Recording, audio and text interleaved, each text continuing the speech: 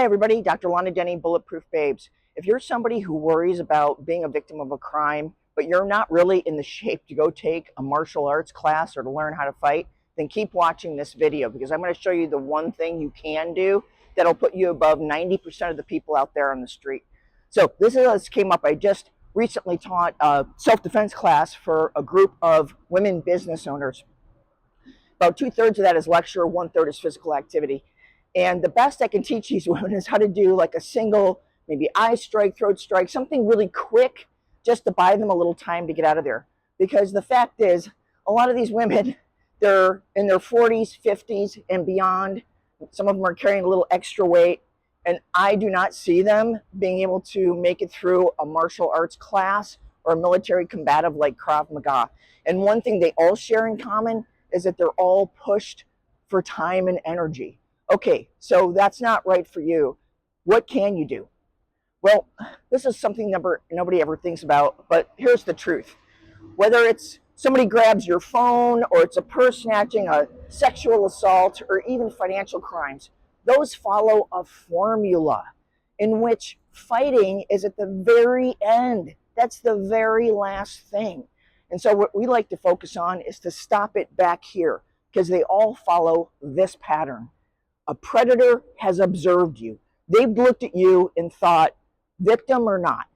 Then they've oriented themselves. Who's around? Is there cameras? How far am I from you?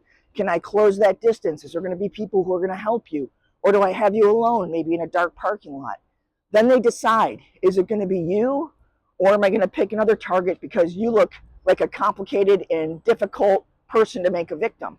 And then they act. So they're either going to attack you then, or they're going to pick somebody else.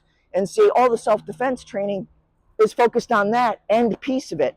We don't want to do that. We want to stop it way back here. So here's one of the things that you can do right away. And I know this sounds ridiculously simple, but so few people do it.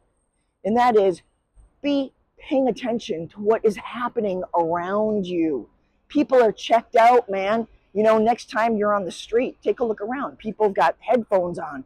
They're looking at their phone.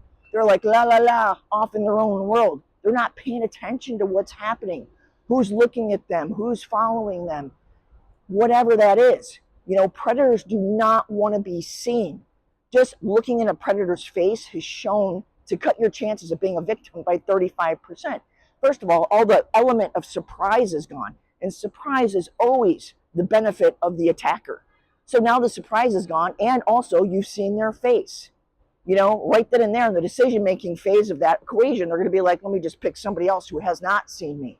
This sounds like a ridiculously simple thing to do, but if you think it's so simple, take a look around next time you're around a group of people and see who's out there, how many people are actually paying attention to what's happening around them. How close are people to you? Is there anybody who's looking at you specifically? That one thing can save you from the majority of crimes.